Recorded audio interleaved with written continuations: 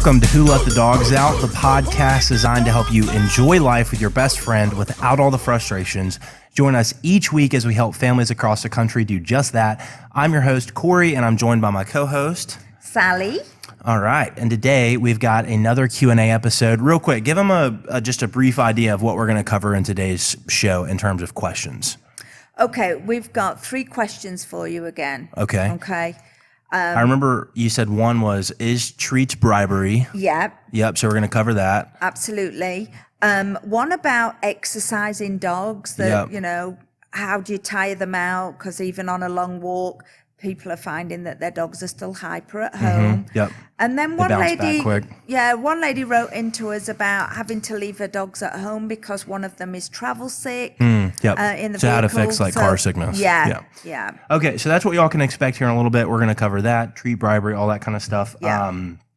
So anyways, that's what we're covering today. Today's show is a Q&A format, so that's basically where they send in questions to us, and they can either send them to me at Corey from Wonderdog on Instagram or to you. Or to me at sally@wonderdogtraining.com. Yep, and this is one of a handful of different formats that we have. So we've got the Q&As, we've got the dog talks, which I think will be not the next episode, but the following is going to be our first one. That's where you and I will come on and talk about a topic related to dog training, dog ownership, all that kind of stuff. We'll have interviews coming down the pipeline, debates, live shows, all sorts of stuff. Fun stuff coming along. Yeah, but like we said, today is a Q&A episode. But before we jump in, I wanted to tell them about the giveaway that we're doing. So we're doing a giveaway. Since this is a new podcast, we want to incentivize people to like, follow, subscribe, share, all that kind of stuff. So if you want to, we're offering 10 out of the first 100 followers and subscribers our Train My Wonder Dog program for free. So it's our online group program. It's all the same great training you would get if we were there in your home. It's just done on your screen. It's done at your own pace. Plus, there's weekly group coaching calls along the way to make sure that you're on track. So if you want to enter your name to win that, all you have to do is follow, subscribe, whatever platform you're on, whatever it says to do, and then screenshot that you subscribe to you and send it to your email, which is again, it's sally@wonderdogtraining.com. Yes, and we are doing the drawing for the 10 on May 27th. May 27th. Yes, which is the Memorial Day. Memorial Day. Yep, so anyways, that's a quick about formats and winning. If you want to win the Train My Wonder Dog program, you can keep it, give it away to somebody. We don't really care. So with that being said, we've got today's show, which is a Q&A, and I guess we can jump into questions. But before we do, I guess I just wanted to say too, if y'all like the show, you're getting value from the show, you're learning something, Sally's making you laugh, whatever it is, please feel free to share the show, subscribe, and share it with a friend, family, colleague. Our goal and mission with all this is to really just help families. And to do that, we need to spread the word. So if you get any value out of the show, makes you laugh, something like that, share it with a friend, a colleague, somebody like that. That'd be really helpful to us to help us grow the show.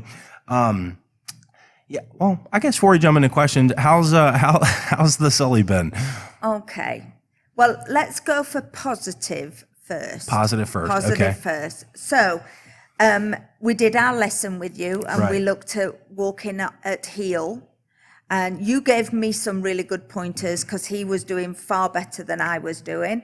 But we went out on our first walk together in the community. Nice. We went round the neighborhood and he was doing so good. In fact, it was doing so good that one of the neighbors called me over and was like, "Is he in training?" I'm like, "Yes, he is." And he was just like strutting his stuff and walking. So pleased. Yeah, that's amazing. Yeah. And he's just walking right next to the scooter the whole time. The whole time he just. Did y'all see any distractions? No, the whole world is a distraction for Sully at the moment, but there was nothing in particular that, he was just comfortable. It's a quiet neighborhood anyway. Yeah. But he was comfortable walking down there, and he just seems to take things in his stride, and he really seemed to pick up on what was expected of him. I'm just thrilled with what he's doing. That's amazing. Yeah, he's a good little chap. I'm so excited to hear that. That makes me so happy. I mean, because he did really good on his heel lesson. It's kind of funny because we're getting ready to launch the YouTube channel, and so we've been filming all of his training on video from start to finish. The whole process is online for people to watch along with. And his first lesson was heel and loose leash walking. And he did so good. I'm like, I need you to be bad for this video. I know, and I was blown away. I was more problem than he was. Yeah. He really just got the technique because I know the series isn't out yet, but like you do it from a standing and then you get into a wheelchair and then you hand him over to me. Yeah. Yeah. And he just took to it like he's done it all his life. It was... I know, and it's like I'm like, I need you to be bad on video so we could like trade you, because like I do have video proof that he does pull on the leash. He just didn't in the video at all. No. And like since then, I mean, like you said, he's done so good. Every time I've seen him, he's done really good. He's doing so good. Yeah, it really is. Well, that's amazing. I'm so glad to hear it. Yeah, you picked out a good one there. You did. Yeah. Well, I knew that he would fall in line just like in terms of personality. And you know, sometimes you'll hear a lot of people say like, "Oh, I picked this puppy because he was so calm," and then like they get him home and he like grows up a few weeks later and he's like crazy. But just like meeting the parents and meeting the breeder, who was just absolutely amazing. I don't know. I just had a feeling. I don't know if you could just pick a puppy off a feeling and just like no, but this one, I don't know. When I was looking at him versus all of his siblings, there were a few that were a lot more rambunctious at the time, and I was just like, man, this is the guy. So, anyways, I'm glad it's all working out. I mean, that makes me so happy. Makes me so happy. Very impressed. Well, I'm glad to hear it's all been going really good. Okay, well, let's get that one out of the way. Okay. Now, let's go to the reality of living with Sully. Okay. So, who in their right mind would want an English cream retriever? You. Me. Who took their eyes off their English cream for a matter of minutes, let him outside, he found the dampest, muddiest part of our yard, and he came back in all proud of himself, and I nearly had heart failure. The bottom, well, let's just say the top half. Let's go for the top half. And he's pretty much white. He's like a cream color. White and like crimped little fur and oh, so cute. The bottom half, covered in mud. There was not. Uh-oh. Yeah, I was just stunned. I didn't know what to do at first. So I called into Alyssa, who's my colleague, and said, I need to go on lunch break now. So I need early lunch, and he had to go in the bath immediately. I could not leave him. It was just, a sight for sore eyes, he was. I should post a picture of him on like the day this podcast releases, so that way we can oh my gosh, show everybody what he actually looked like. Because I saw the picture and I'm blown away. I mean, he really did just get. I mean, he went for it. Great time because he was just covered. Yeah, he went for it. Yeah, so he had a bath, and that went really well. Okay. Because doesn't mind water. No, not really. And also, I had his attention by using his lick mat. Oh yeah, the licky mat. Licky mat, and put some peanut butter on there. Oh, nice. And he was quite happy to lick to his little content, heart's content. And for the people that don't know what a licky mat is, it's basically just like a suction cup mat that like you stick to like the side of a wall or a window or the shower or something like that, and it just is like a bunch of suction cups, and then you put peanut butter in it, and then the dog has to like lick the peanut butter out through like little things that come up on the mat, basically. This has got like little raised bones and little crevices. But that kept his attention pretty good? Kept his attention, and I could get that little gremlin all cleaned up. It's a nice way to put it. Yes. So he went from white to brown though, pretty much. Within minutes. People do not take your eyes off puppies when you say that if things are quiet, something's wrong. Yeah. Something was wrong. Oh wow. And but it's like a toddler like being out of the room like too long and like being too quiet, and you're like, hey, I know they're into something. Yeah. Yeah. Man, that's good. It's a good job he's cute. Yeah. I'm telling you. So but you've had an eventful week with Miss Mia. Oh yeah, it was her birthday. Yeah, she turned the original Wonder Dog turned 8 years old. Dog. Mm-hmm. Yep. Yeah, she's 8 years old now. A little bit of gray on the muzzle. So I mean, every birthday is it's always something special, but as she gets older, it makes me sadder as she gets more and more gray, Don't think about it. I know, right? But yeah, no, her birthday was really good. One of the girls here at the office got her a bunch of birthday presents, got her a bone and like some toy that's like huge. It's like a dense toy, about like a chew toy or something like that. That's like looks like ribs, like a rack of ribs. Mia has not paid any attention to that, but we did do her birthday cookie, and she loved that cookie. Kind of. Yeah, she's a bit of a picky eater, which is always hilarious to me when dogs are picky. But yeah, she did eat the cookie at me telling her, get your cookie. I had to tell her a bunch of times, but she finally ate the cookie, and then got that on video. But yeah, it was funny because the video I posted on Instagram is literally her like pulling the stuffing like out of the bag and stuff like that. So yeah, no, she had a lot of fun though. She had a lot of fun. Yeah. Did you do anything special that day? Did you go and throw a million balls like we normal definitely at hit the park a couple times and let her go play fetch at the park. And then yeah, we did hear the office. I did let her have a couple little birthday bites on the little bite sleeve for with some of our employees. Birthday bites is not like food. No. Birthday bites is letting her bite our employees with the bite sleeve on, and she had a lot of fun with that. Yeah, she had a lot of fun with that. I would say, yeah, I mean, that's like one of her favorite things to do. I mean, she absolutely loves it. Yeah. Absolutely loves it. Yeah. Ask me I don't want to go over it right now, but ask me next time on the next podcast about Casey getting bit by Mia on the bite sleeve. I will make a note to do that. Absolutely. Well, let me have a look at my list because I've got some questions. Are we ready? Let's do questions. Yeah, let's do it. Go straight into questions. Okay, so one of our listeners was asking that would you class treat training as bribery? And also there's a follow-up to that. So is it bribery, and will she have to use treats for forever? Are treats bribery, and then will you have to use treats forever? Yeah. I would say, I mean, it's really context dependent. It depends on how you actually use the treats. So like if your dog is not coming to you and you have to shake a bag of snacks to get your dog to come to you, like in the backyard when you're about to leave for work or something, yeah, that's bribing them to come in the house with a snack.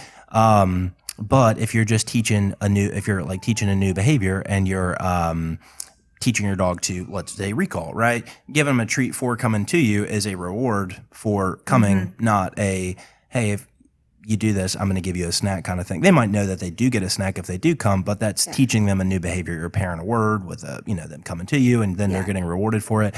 But a lot of times when people hire us, they'll say, oh, he'll sit or he'll lay down only if you have a treat.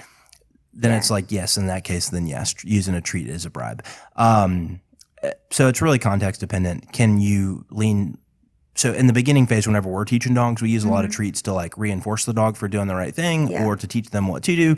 And then once they get the hang of it, then we start weaning the treats away and move to more of like a verbal praise or petting them or using toys or something like that. So that way the owners don't have to have a bag of snacks on them all the time. Yeah. And so that is a good way to get away from using treats, is like start to intermittently, give your dog a treat this time, then give them pets on this time, then give them a couple treats, then give them, a pet, then treat, then a couple pets, right? And so you just start working the treats away over time, right? I would say that's like how we would start working the treats out of the process. In terms of like, do you have to use them forever? It really depends. Like if you are not weaning the treats away, then you're going to be a little bit more reliant on the treats than you would be if you started weaning them away. And then there's also another element too. Like if you're talking about like balance training, which is how we do training, on one side we've got like positive, right? Treats, praise, love, etc. And on the other side we've got like corrections of some sort, and that's just something that the dog doesn't like. And the goal is to try to balance those two things out, where hopefully we end up with the dog in the middle, where we're not shaking a bag of snacks all the time, but we're also not having to get onto the dog all the time either.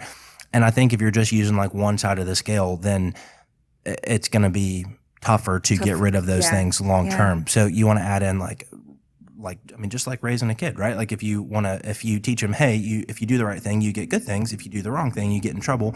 Dogs are not much different than that. And so, yeah, you want to reward them for doing the right thing, correct them for doing the wrong thing. And so if they know that there's only a positive if they listen, but not a correction if they don't listen, then that could make it where you have to use treats for either a lot longer or maybe even forever. So great. What a great answer. Okay.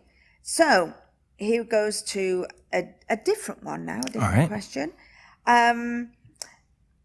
This person says that their dog gets plenty of exercise. They do walk it regularly, but they're still finding that at home it's hyper. Yeah. So it's, what can they do? They don't seem to be able to tire this dog out. Yeah, I love this question. So like the first place my mind goes is, you might think you exercise your dog a lot, but it might not be a lot for the breed. So like, some dogs require much more exercise than other dogs. Yeah. Two, it's also like age dependent, right? So like, Mia at 8 is going to tire out a lot faster than she did at 2. Like that's just something that comes with age and maturity. Yeah. And so I would say, a couple things. One, if you're just exercising your dog and you like do know that it's like a proper amount and you're doing, a good job, like, and when I say that, I mean like maybe a 10-minute walk is not the best thing for your dog. Maybe you need to walk like an hour or something, just to put it in an example. But you might be missing like a mental element in the house. So if you're constantly just working your dog out, outside, but you're not giving them something to do inside, then all that extra energy's got to go somewhere. And that typically goes to the things that we don't like jumping or stealing food off the counter or tearing up the couch or this or that, right? And so we've got to do something with that energy. So giving your dog's brain something to do in the house, so like making them work for their food, playing hide and go seek. I mean, there's like, those are just a couple, like literally just a couple of tons and tons of things that you can do. But giving your dog's brain something to do in the house is a great way to get rid of some of that like mental energy that they have, right, which can pair really well with exercise, because the downside of exercising your dog, if you just exercise them all the time or you're only exercising them, just like a human, they're going to build up their stamina over and over, where you have to work them out consistently longer and longer periods of time, right? So if you, it's just like a human running, right? Like if I start running a day, I could maybe run, not me personally, but like a person new running could maybe run like half a mile. And then like they do that for a week or so, then maybe they bump it up to like 3/4 of a mile, right? Then a mile. And then like, they do it long enough, maybe soon enough, you'll be like running a marathon or something, right? Yeah. The same thing happens with dogs. So like if you take your dog around the block for 2 laps or something and they're like, they're a little tired at the end. And then you take them on three blocks, right? Or you go around the block 3 times. The stamina builds up with the increased walk. And so you're going to have to continually kind of work out your dog longer and longer to get the same result. And so it can be really helpful to add in some sort of like other element into training. You can also just try a new form of exercise too. That's another option as well. So like if you're walking your dog currently, maybe start running them. I used to bike with Mia. I don't bike with her anymore, but like you could also train your dog to like run next to your bike or whatnot. So that way you can go further and go faster, and your dog has to have a higher pace to like keep up with you or whatnot. That's a great way to work out your dog. Take them to the park, play fetch with them. There's all sorts of different things you can do to work out with your dog. Playing fetch with them's a good one because you don't actually have to physically do a lot, do you, apart from throw the ball and just tie the dog out instead of tying yourself. Yeah. I know when you've been doing your training, you've told me about you carry a rucksack and put weights in it and things. Things like that for dogs. Yeah. I do. Whenever I go walking, I normally do wear a rucksack with like 20 or 30 pounds in it. There is. There's a weighted vest that you can get for dogs called the X-Dog vest. I absolutely love that thing. I don't really make Mia wear it anymore now that she's a little bit older. Because like I said, she is tiring out earlier and faster with age and stuff. She's still, is very energetic. She's still sprightly. Yeah. But, if you throw the ball for her, she does like get a little bit more tired. The X-Dog vest is absolutely amazing because you put in like, it's a harness, and then on the sides of it, it's got pockets, and then in those pockets gets like you fill up like a little bag with like BBs or sand or something like that, and you stick those little bags in the pockets, and the dog can wear a percentage of its body weight, so that way if you're walking, the dog gets worn out a little bit faster, but at the same time it also gets its stamina starts to build up quicker. So, there's give and takes there. But, that thing's amazing, especially if you're getting your dog worn out faster and stuff. Or if like that same mile walk that you're doing after you get off work is like not giving you the same end result, then that can be a great addition to your current workout program that you're doing with your dog. Yeah. We have a lot of families say to us that they've got a large backyard and the dog's out there running and playing all the time. Do you class that as exercise, or what's your thoughts on that? No, not really. And I've heard, I can't tell you how many times I've heard that over the years. Like, I'll ask people, do you walk your dog or exercise your dog? And they say, no, we have a big backyard, so we let them run. That's not a form of exercise. Like letting your dog run around in the backyard's not a form of exercise. They might run around and they might go bark at the, neighbor dogs and stuff like that. But that is not the same as like an engaged form of exercise where you're actually walking them and making them heel or running with them. or like playing fetch with them or something. That is not the same. It's just not the same. It's not a workout. It might make them a little bit tired, but at the end of the day, it's not the same as like setting out and engaging to do an activity with your dog. Okay. So you mentioned a moment ago about breed specific. Certain dogs need, certain breeds need more exercise. Yeah, for sure. I know you got Mia involved in lots of activities. Yeah, for sure. Are there any activities you could recommend that dogs can be a part of? Clubs and things. Yeah, for sure. And I'm glad you brought that up, because like if you go back, if you have like a specific breed of a dog, like you have an English Grim Retriever, I have a Malinois. Those dogs go into like breed groups, like classified by the AKC. And if you look up what that breed group was originally bred for, it'll tell you like what like the form of exercise that they would probably like the best is, or was bred to do, right? So like Malinois is in the herder category, right? So Mia loves to like chase after stuff and like bring it to me. She loves to like herd stuff, right? And make sure, all the humans are standing next to each other, right? So like she's always, and so you can find exercise and activities that pair along with that. So like Mia, for example, we've done all sorts of training under the sun, but like one just that comes to mind that like everybody could do, maybe it would be like disc dog stuff. So like finding like a local like Frisbee club to play in or whatnot. Mia used to do a lot of that in competitions and all that kind of stuff, which is a lot of fun. But like if you've got like a retriever, like you could find like some sort of like retriever training club or something like that. I grew up with guys that did that for as a hobby. They would train dogs to do retriever stuff and go fetch stuff and bring it back to them and do like blinds and all sorts of stuff. You could find agility. There's barn hunt. So if you've got like a terrier, terriers love to dig in the backyard and like try to hunt out moles and chase stuff. You could barn hunt is where, from my understanding and my like very layman understanding of barn hunt, but they like put like a dead mouse in a tube or something like that, and then they'll hide it in hay bales, and the dog has to like run and like find it or whatnot. Oh my God. You could do fast cat if you've got like a sight hound or something like. I guess all dogs would really like that, but like fast cat is another sport where it's like, I think it's like, from my understanding, it's like the greyhounds where they're like chasing the bunny, but it's like just a single lane, and so your dog's like clocking as fast as it goes. You could do dock diving. There's literally so many activities. Dock diving. I've also seen something where there's like a course that you can buy and use at home, and it's like a flag or something. Oh yeah, I have one. I know what you're talking about. And it goes round. Your dog can chase that. Yeah, so. yeah. I have one of those. Yeah. It's that same thing where like you basically just set up like there's like 4 little motors, and it's on a remote control switch, and there's a string that runs through all the 4 different motors, and you can set up in like a square or whatnot, and it's got a flag on it, so the dog has to chase the flag. That's a lot of fun. The effort of setting it up, in my experience, the setup just took too long. It was just like, for what they get out. But they're a lot of fun, and if like you've got like a really well maintained backyard with like short grass or whatnot, or you have like a park with like an open field or something that's like also very well kept and well maintained, it's awesome. It's super fun, and the dogs love it. They absolutely love it. So, yeah. But anyways, all that being said, there's tons of different ways to exercise your dog. There's tons of hobbies you can pick up with your dog. Do some research. Yeah. Get online and check out what's happening in your local area. Yeah, you could turn your dog into a therapy. They've got therapy dog classes. That's not really an exercise, but it is an additional form of training or whatnot, or agility classes. There's literally so much stuff. The just find an interest that you think would be fun and try it with your dog and see how it goes, and they'll get a lot out of it. You'll get a lot out of it. You'll get a more tired dog at the end of it. Shameless plug. We should talk about the Wonder Dog games, because I bet the dogs that come to those, I bet they walk away pretty tired from there, don't they?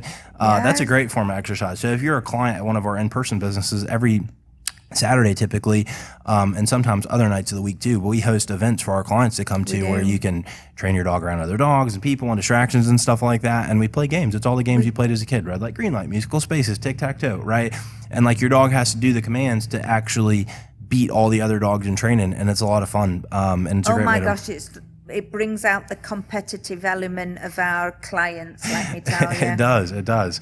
But man, those are a ton of fun, and the dogs that leave there, they're pooped by the end. They're tired. Yeah, so, they are. Anyways, I guess that's probably enough on exercise for now.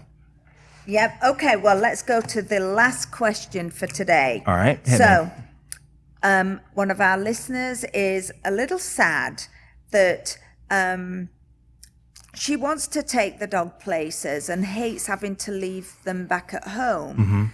But it has such a horrible experience being in the car, very nervous, vomity, just not a good time. Yeah. Is there anything that she can do to, help her dog so she can go more places with it? So this person's basically, their dog's car sick, and they and they want their dog to be able to ride in the car and stuff. Yeah. Yeah, I mean, the angles I could take on this are wide. But I will say that, like, if this is a problem, it can get better. I just had a recent experience with a family that has a Sheltie, and they literally couldn't, like, drive to the end of the driveway without their dog throwing up. And, like, now they can drive their dog and take their dog places, and it's going really well. So, I would say, I would just break it down into small steps. So, if I was training your dog to not be car sick, I would probably say to start by just like taking your dog on a leash, like out to the car, and just starting by walking around the car, like doing some laps around the car, just getting your dog literally just used to the car, right? And then from there, maybe just working on getting in and out of the car. So like hop up, get out, hop up, get out, like get in and out of the car a handful of times, right? And just get your dog used to going in and out. And then and then make your dog stay in there a little bit longer. So whether it's the back seat or the front seat, or the back of the, SUV or whatever, it doesn't really matter, but just then make your dog do some fun stuff in there. So like maybe get out some of their favorite snacks and do like commands or something like that, and just use a lot of treats and just make it a fun, positive experience. And then start there and just start getting your dog used to getting in and out of the car, walking around the car and things like that, doing some fun stuff, pairing it with snacks and things that the dog actually likes. And then from there, just getting your dog used to like sitting and like laying down in the car, like with somebody in the car with them. So, there's a bunch of different ways to go about this. The way that I've always gone about it and that I really like is, and this requires two people, but let's say like you sit in the passenger seat and you open, this part particularly doesn't require two people, the driving part does. But you put the dog in the floorboard of the passenger seat in front of, like in between your legs, basically. So like you put one leg in, you're kind of sitting outside, you get the dog to jump in the floorboard of the passenger seat, you pull your other leg in, and then their head's right between your legs, basically. Okay. And you can just start by just sitting there and just petting on the dog, giving them treats and stuff like that. The car's not moving yet. Okay. And you do that a handful of times, just get the dog used to just sitting in the car. And before they have a chance to freak out or make it a big deal, just get out of the car. Okay. And then do that over and over again and just get the dog used to it. Then once your dog's doing good at that, then you can get another person in the car and start like literally just drive to the end of the driveway and back up. Boom. Day's done. Training's done for the day. Then do that, and then maybe do that for a few days and like go down to the end of the driveway, back up. And then maybe hit a lap around the neighborhood or something like that, right? So you start by the driveway, then a lap around the neighborhood. And the goal here is just, once again, just make the car short wins, short, small wins that hopefully lead to us being able to take the dog places long term, right? Anyways, so that'd be kind of how I'd say like the basic process would start. And then from there, take your dog to, Starbucks and get a pup cup or something like that. Once the dog's doing good in the neighborhood, take like a short drive and go get a pup cup or something. Just fun stuff like that, and just making it fun. I would say I would try to do this in between, like once your dog's finally good in the car, don't make one of their first trips like going to the vet, especially if your dog hates the vet, because like we want the dog to pair being in the car with fun stuff, and every now and then it's a sucky thing like going to the vet, because like Mia loves going in the car but absolutely hates the vet. She does love being in your truck. She does, she loves being in the car but doesn't like the vet. So you can do that too. You can just make it fun first and then go to the vet, right? That's kind of the big gist. If you don't have time for all that and your dog hates the car, I'd say just get a crate, put a blanket over it. You could also add in some like supplementation here to help out. So like some doggy CBD treats or something like that, or one of those like little, brownie square thingies that make like calm hounds or something. I don't know what it is. They sell them at all the local pet stores, but to get one of those like calming treats or something like that and try some of those before you actually get in the car, 30 minutes before. Yeah, for sure. I mean, those can all be helpful too. So maybe adding in some supplementation or whatnot, but I think all those things can be helpful overall to like where you're currently at with your, your dog, and can hopefully get us to the point quickly where, we don't have any problems. And like I said, you can take longer trips with your dog and go more places with them, and it's a fun thing. You know, it's a long-term fix. It's a long-term solution, but it's a long training process, what I meant to say, but the long-term payoff is really good too, because you can take your dog places and it's not, you know, vomiting and eyes dilated and all that kind of stuff every time the dog gets in the car. So nice baby steps. Yeah, baby steps. I mean, that's all dog training is. You take it one step at a time. Fantastic.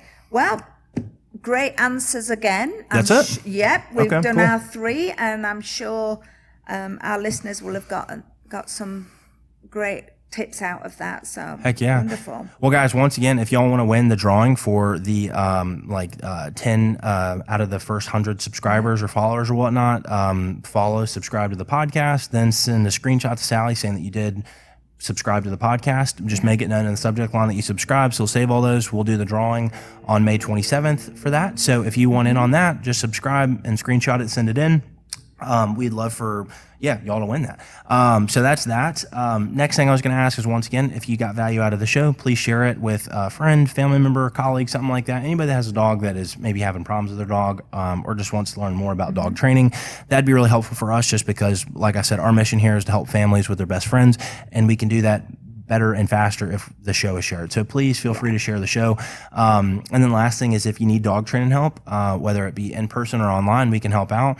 If you want in-person training, go to wonderdogtraining.com, check out the cities that we're in, fill out the form, and you can get a hold of Sally or Alyssa in the office, and we can get you booked in for an evaluation. If you're not in one of our service areas but still want help with your dog and dog training, you can go to trainmywonderdog.com, or actually wonderdogchallenge.com, because we just changed it over to a challenge format where it's a 28-day dog training challenge. So, and you get your first 7 days free. So if you're interested in that, go to wonderdogchallenge.com and you can check that out.